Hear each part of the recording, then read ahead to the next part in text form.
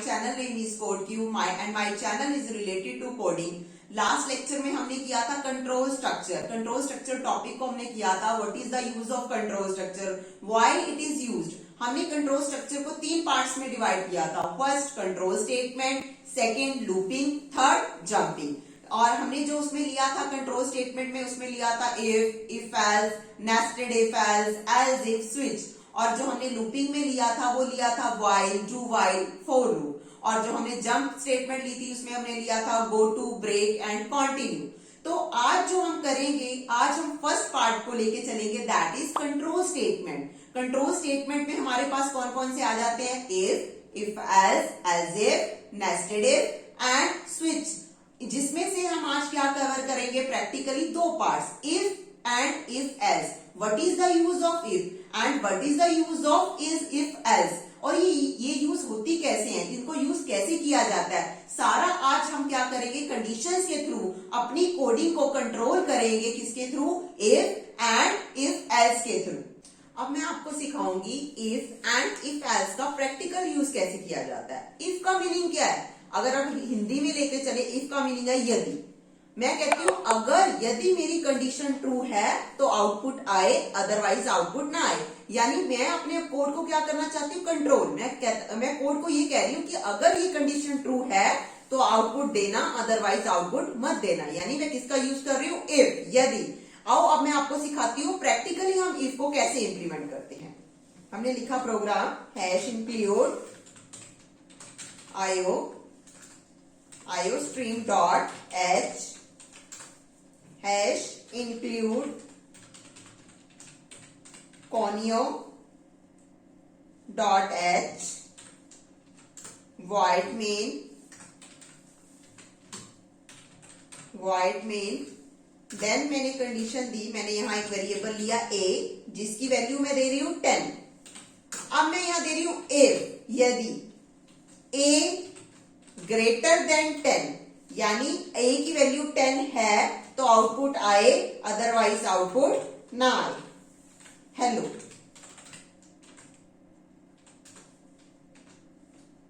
Gate ch। मैं आपको next line में लिख के दिखा देती हूं।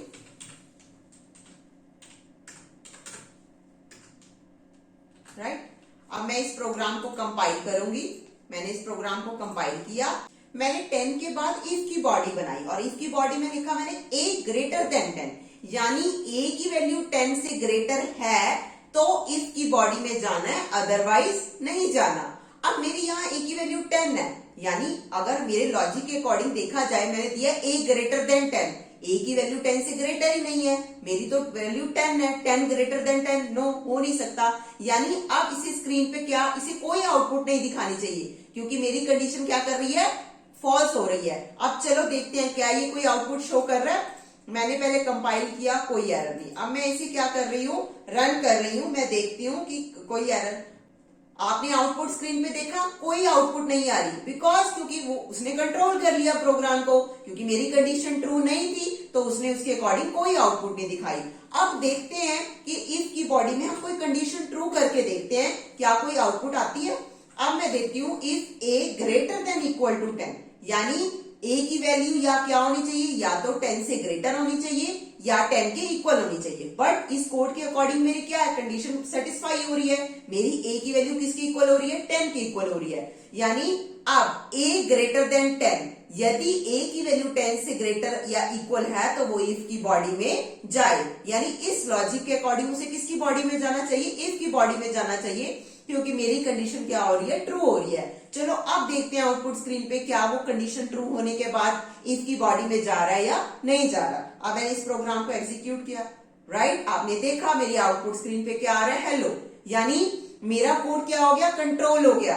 अब मैंने कंडीशन दी, यानी अगर कंडीशन सेटिस्फाइड है तो वो चल रहा है, अदरवाइज वो नहीं चल रहा।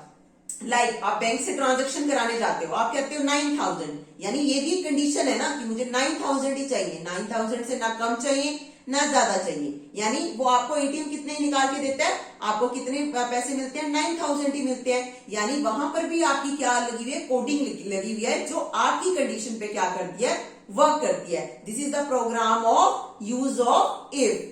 अब हम इसका यूज करेंगे एल्स का। अब आपने देखा इफ में अगर कंडीशन ट्रू है तो आउटपुट आ रही है, अगर कंडीशन ट्रू नहीं है तो कोई भी आउटपुट नहीं आ रही, आपको क्या मिल रही है, ब्लैंक स्क्रीन मिल रही है। अगर आप चाहते हो कंडीशन ट्रू है तो भी आउटपुट आए, अगर कंडीशन फॉल्स है तो भी आउटपुट आए, तो हम किसका यूज करेंगे, इफ एल्स का। कैसे यूज करेंगे देखो, अब मैंने सेम प्रोग्राम रहने दो, मैंने इफ लिख दिया, अब मैंने यहां लिखा एल्स, मैंने एक बॉडी बना दी एल्स।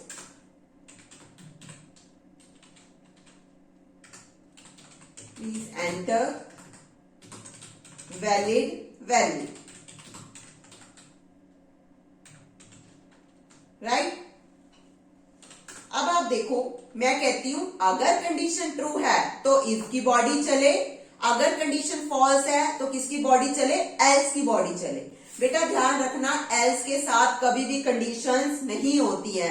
स्टूडेंट क्या करते हैं, एल्स के साथ हमेशा कंडीशन लगा देते हैं। कंडीशन हमेशा इफ के साथ लगती है, एल्स के साथ नहीं लगती। अब देखो मेरी कंडीशन क्या है, a greater than equal to 10, इसमें तो सेटिस्फाई हो रही है। अब मेरी कंडीशन यहाँ सेटिस्फाई हो रही है तो मेरी क्या आ गई आउटपुट, हेलो। सपोज मैं यहाँ a की वैल्यू 9 कर देती हूं। जब मैंने यहां पर a की वैल्यू को 9 किया, यानी 9 करने पे वो क्या हुआ, मैं पहले क्लियर स्क्रीन लगा देती हूं, नहीं तो आपको पिछली आउटपुट दिखेगी और फिर आपको लगेगा कि ये तो आउटपुट आ गई है।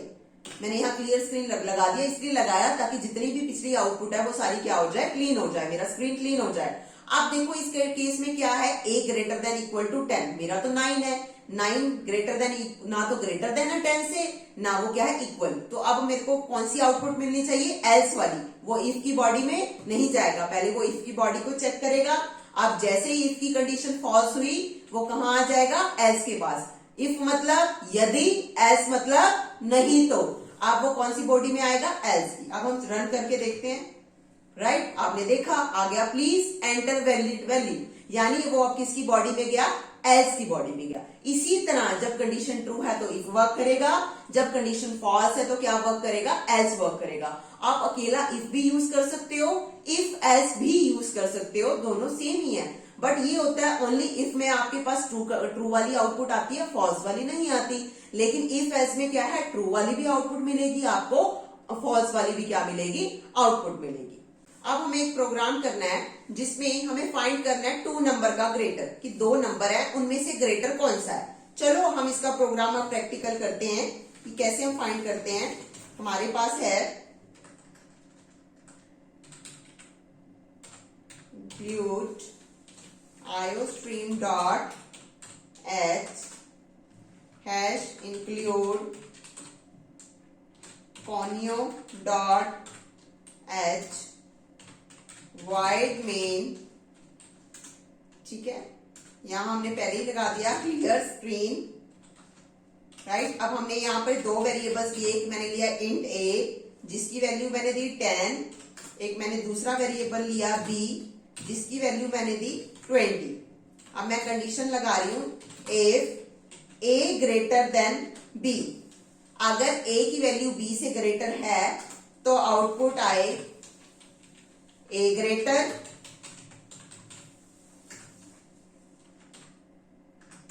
अदरवाइज आउटपुट आए b ग्रेटर, यानी यहां पे आए b ग्रेटर, राइट।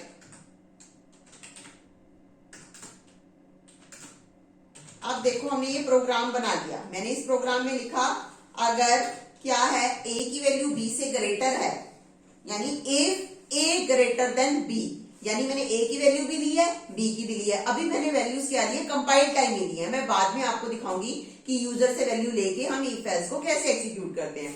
अब मैंने यहां लिखा इफ a ग्रेटर b, यानी क्या है, अगर a की वैल्यू b से ग्रेटर है तो यानी a बड़ा है, अदरवाइज नहीं तो, अगर वो इफ वाली कंडीशन ट्रू नहीं है, फॉल्स है, यानी b बड़ा है। अब हमारे इस केस में क्या है, a और b में से देखो, जब हमने पहले वो कौन सी बॉडी में गया, इफ में है a ग्रेटर b, a की वैल्यू है 10, 10 ग्रेटर 20, नो, यानी वो कहां आ गया, एल्स में। अब एग्जीक्यूट करके देखते हैं। राइट, हमारे पास राइट आउटपुट आ गई, यानी हमारी कंडीशन ट्रू नहीं थी तो वो एल्स में गया और हमारे पास क्या आ गया, बी ग्रेटर। अब हम क्या करते हैं, इसको बड़ा कर देते हैं ए को। अब हमने ए को बड़ा कर दिया, ए को 30 कर दिया, बी को 20। अब हमारा क्या, इफ ए ग्रेटर बी, यानी अब 30 ग्रेटर 20 है, यस है। अकॉर्डिंग टू अगर हम देखें, एक हम लेमन लुक से भी देखें तो हमें पता लग रहा है हमारी आउटपुट क्या आनी चाहिए, ए ग्रेटर। देखें हमारी आउटपुट ए ग्रेटर आती है, यस हमारी आउटपुट आ रही है ए ग्रेटर, यानी ये वर्क कर रहा है, हमारा कोड क्या हो रहा है, कंट्रोल हो रहा है, जो कंडीशन लगाई है वो सक्सेसफुल रन हो रही है। अब सपोज हमें यूजर से वैल्यू लेनी हो, मैंने यहां दो वेरिएबल्स लिए ए कॉमा बी, यानी दो वेरिएबल्स लिए। अब मैंने यहां क्या लिखा, एंटर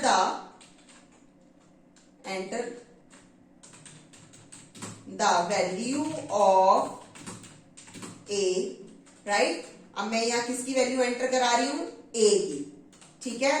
फिर उसके बाद मैं लिख रही हूं enter the value of B, enter the value of B. अब मैं किसकी वैल्यू ले रही हूं, सेकंड वेरिएबल की, मैंने सीन कराई, यानी अब मैंने दो वेरिएबल की वैल्यू किससे लेनी है, यूजर से लेनी है, राइट। अब हम इसे एग्जीक्यूट करते हैं। आप पहले वो क्या कह रहे हैं, enter the value of A, suppose मैंने क्या कर दी 30, देन वो क्या कह रहे हैं, enter the value of B, मैंने क्या ले ली 20।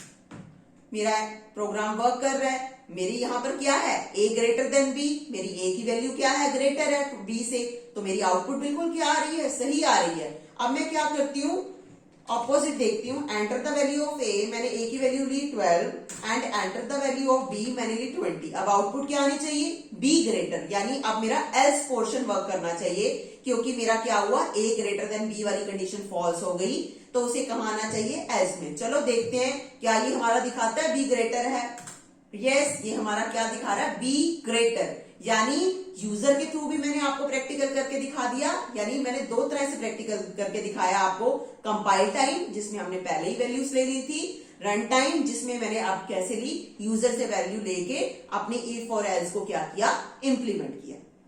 मेरा आज का टॉपिक यही खत्म होता है, जिसमें आज हमने सीखा इफ एंड इफ एल्स का यूज कैसे करते हैं।